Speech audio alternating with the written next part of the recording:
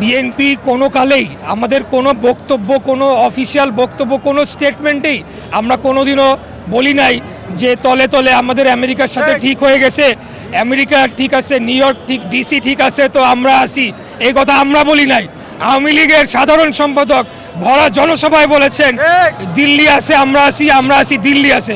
বিএনপিকে এক চুলো তারা আমাদের জায়গা থেকে সরাতে পারেনি। বিএনপি মানেই হচ্ছে ওবায়দুল কাদেরের কথা জনগণ কতটুকু গুরুত্ব দিয়ে নেয় এবং বাংলাদেশের জনগণের মাঝে এটা কি প্রভাব ফেলে সেটা উত্তর জনগণই দিবে।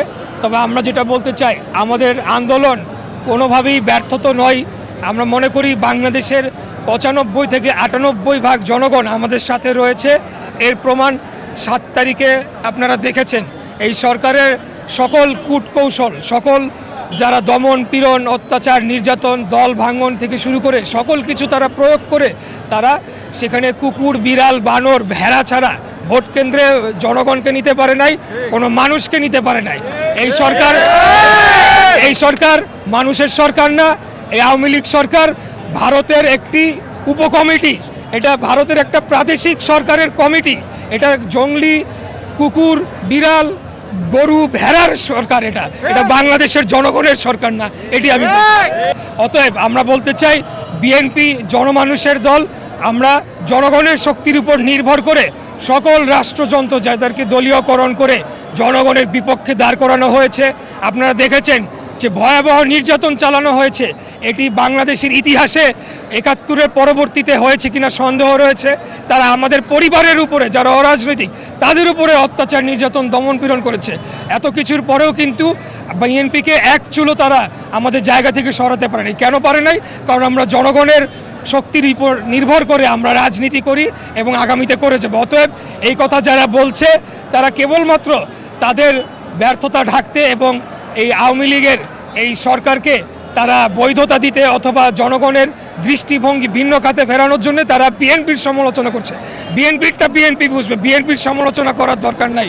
আজকে রাষ্ট্রের আওয়ামী লীগ কী করছে সেটা নিয়ে আমার মনে হয় সবার সমালোচনাটা করা উচিত, এটি আমি বলতে চাই।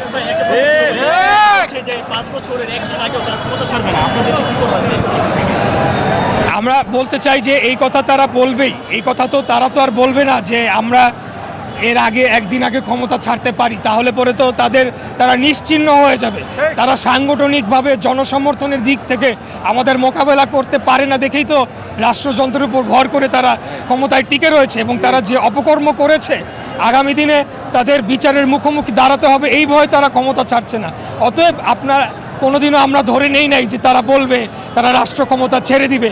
আমরা ধরেই নিয়েছি তারা শেষ মুহূর্ত পর্যন্ত সকল কিছু যারা প্রয়োগ করে চেষ্টা করবে অবৈধ ক্ষমতাকে ধরে রাখতে। আর আমরা বলে দিতে চাই আজকে ক্ষমতা আছে বলে কালকে তারা ঘুম থেকে উঠে ক্ষমতায় থাকবে, এটার কোনো নিশ্চয়তা নাই। সেটা আমরা এরশাদ বিরোধী আন্দোলনেও দেখেছি।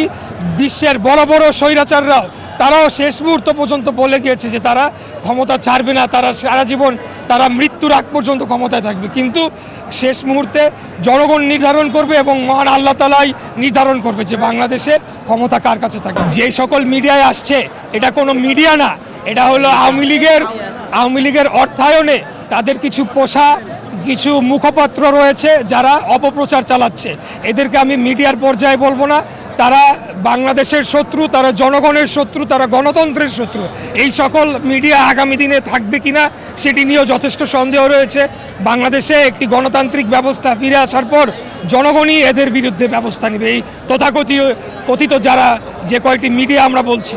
এবং আপনারা জানেন যে কিছু মিডিয়া অতি ভারতের একেবারে তারা বাংলাদেশের মিডিয়া নাকি ভারতের মিডিয়া সেটা নিয়ে আমরা মাঝে মধ্যে আমরা কনফিউজড হয়ে যাই, আমরা জনগণ সেখানে কনফিউজড হয়ে যায়। অতএব এখানে কে কী বলল, আজকে বাংলাদেশের 18 কোটি জনগণ দেশনায়ক তারেক রহমানের নেতৃত্বে, তার সুযোগ্য নেতৃত্বে ঐক্যবদ্ধ হয়ে এখনও আমরা দাঁড়িয়ে আছি, আমরা আন্দোলন করে চলছি এবং আগামী দিনে তার নেতৃত্বে, তার একক নেতৃত্বে আমরা আন্দোলন করে যাব এবং সরকারের পতন ঘটবে। চলছে লড়াই, চলবে, জিয়ার সেনা লড়বে, আমরা সবাই জিয়ার সেনা, ভয় করি না বুলেট বোমা। বিগত 14 সালে ভোটারবিহীন নির্বাচন হয়েছে। 2018 সালে আওয়ামী লীগ নিশিরাতে নির্বাচন করে তারা অবৈধভাবে ক্ষমতায় এসেছে, তারা জুট চুরি করে সংবিধান সংশোধন করে তারা রাষ্ট্রে একটা দানব সরকার প্রতিষ্ঠা করেছে।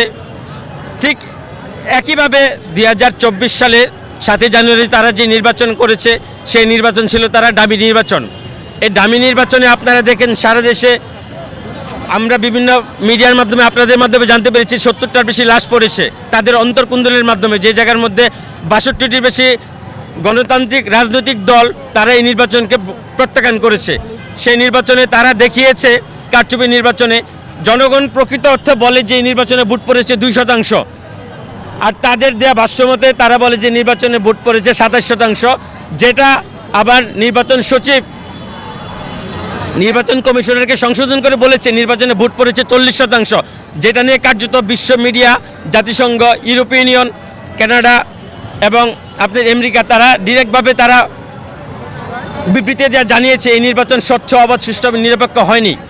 আপনারা এই নির্বাচনে যে জায়গায় ভোট পড়েছে তাদের ভাষ্য অনুযায়ী তারা যদি বলে যে 27% নির্বাচনে ভোট পড়েছে, তার মানে আরও আপনার 73% জনগণ এই দেশে আওয়ামী লীগকে প্রত্যাখ্যান করেছে। আপনারা দেখেন যে প্রত্যেকটা ভোট কেন্দ্র ছিল ফাঁকা।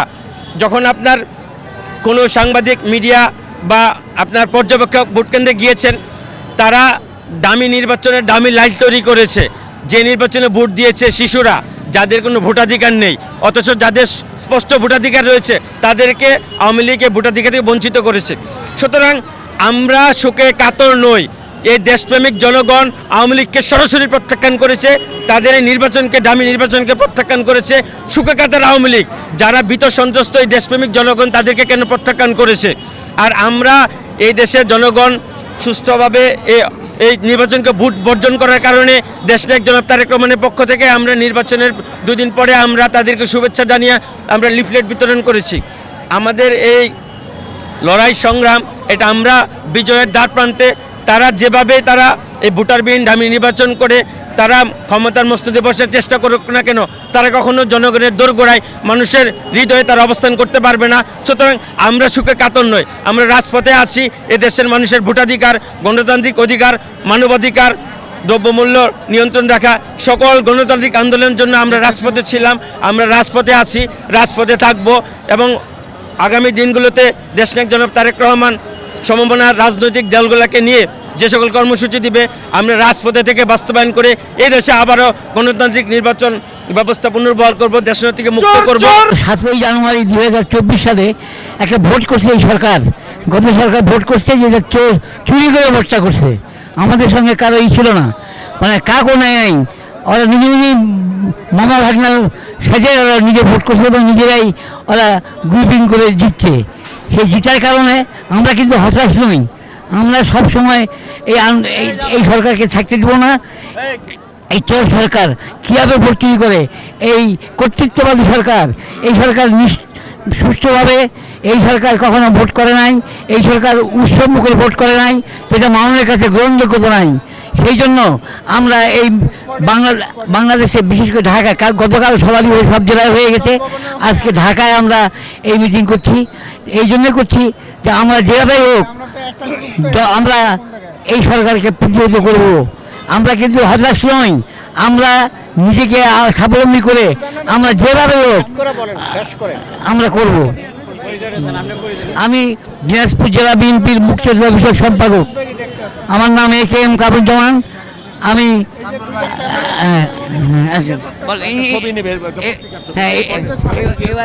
এবার